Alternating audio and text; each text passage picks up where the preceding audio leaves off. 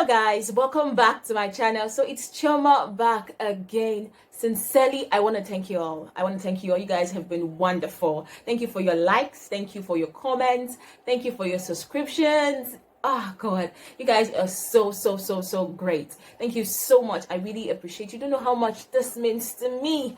Okay, so if you are new here, do well to subscribe, and don't forget to turn on the bell notification so you can get exciting videos when I drop them. You sure don't want to be elsewhere. This is a channel for you, so stay locked with me.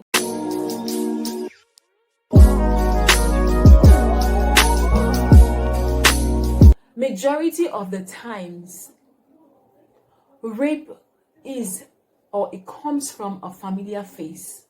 It's not always entirely a stranger that rapes a rape victim.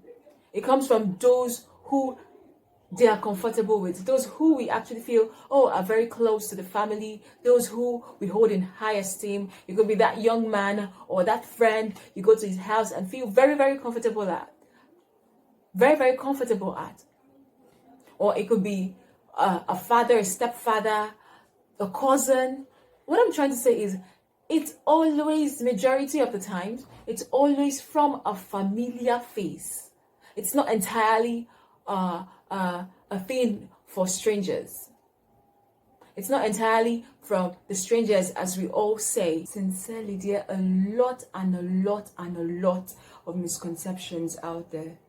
A young man who is left to grow up knowing whatever he knows, picking whatever he was able to pick from the society, would have this misconception because he had nobody to frankly tell him how to treat a lady or how to go about winning a lady. When a lady turns him down, he feels, the best way to actually get back at the lady is for him to rape her.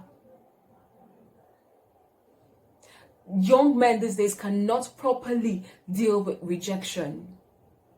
So they feel, the only way they can do this, get back at the lady, have their revenge, is by raping the lady. Which is a very bad misconception. Some even go further to think that rape is an expression of power. That when they rape the lady, they're able to assess their manhood. Which is a very wrong misconception. Some have, there's also the case of a psychological factor. Excessive drinking, excessive intake of drugs, be it hard drugs or an overdose on normal drugs. They ruin themselves, they ruin their psyche, and then that's how you see a full-grown-ass man raping a baby. And then you stop to ask yourself, what could have gotten into this young man to make him go do something as barbaric as this? So, we're going to talk about the effect of rape. The effect rape has on its victims. The effect on rape victims varies in different ways. As it affects them in different ways, so they recover also in different ways. How it affects person A or victim A might or would be completely different from how it would affect victim B. The effect of rape is just so much that we cannot help but emphasize on them. One of the effects is rape victims tend to be in so much shock, as it is a traumatic experience. They are in fear, anger, recurrent dreams and nightmare, guilt, fear, anger, depression, embarrassment, and shame. It even goes as far as multiple personality disorder or having sexually transmitted infections, and the rest of them. Steps by which you can help a rape victim. First, believe them. When a rape victim comes to you to share her story or his story with you, but basically we're talking about female rape. When a rape victim comes to you to share her story with you, first believe them. If a rape victim comes to you and tells you something as traumatic as rape happened to her, and then you blame her, or you start asking her questions like, are you sure you did not do anything? Are you sure you are not the cause? or you doubt them and make them feel they're lying. It makes them withdraw. It makes them live in self-denial. It just makes them shut themselves off and out of the world.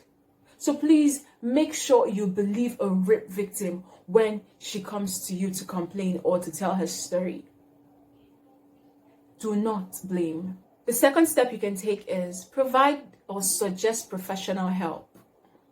You might not be in the right frame of mind or the right person to give advices on coping mechanism or coping strategies to the rape victim.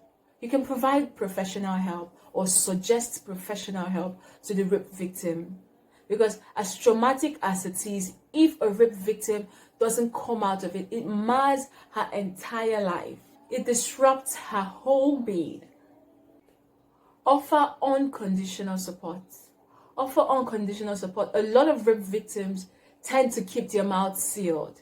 They don't want to go to the authorities to report the incident because they just feel the whole process is tiring, and then they don't want the stigma from the society. They don't want people to look at them as, oh, this one is a rape victim. Are you sure she's going to get married? And there's a lot of controversies surrounding, a lot of factors surrounding the report of a rape case. So if as a person or as a group or as a family, you provide unconditional support to this rape victim, it helps not just the rape victim, but the society at large to get justice for that person. And then justice has to be meted out on that rapist. When you think about the effect it has on the victims, when you think about the trauma they go through, the recurrent dreams, the nightmares, it's just so much to deal with. The fact that they cannot live a normal life anymore. The fact that they live in fear. They cannot even trust anyone anymore. It affects their relationship. It affects every little thing they do. It affects their intimacy with every other person they get involved with. So sometimes when I hear cases of rape, I wonder if these rapists sit down to think about the aftermath effect it has on their victims or on themselves. Sometimes those ones have even sold out their conscience.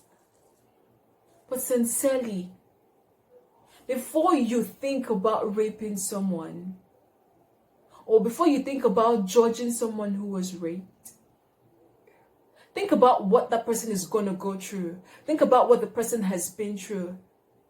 Think about the aftermath effect. Okay, so I just had to speak on this rape issue. I just had to talk about it because it's a menace that cannot be overemphasized. It's a movement that is currently going on in Nigeria to stop the rape movement.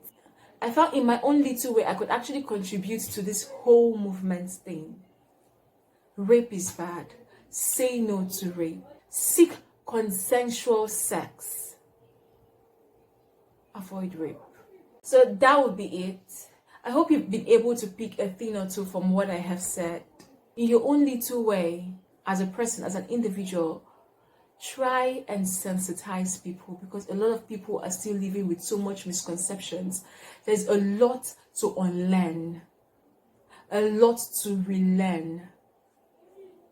So let's stop rape. Thank you so much for listening. Please do not forget to subscribe. If this video has been really beneficial, give this video a thumbs up and share this video to whoever you think might actually need this. Thank you for watching and see you in my next video.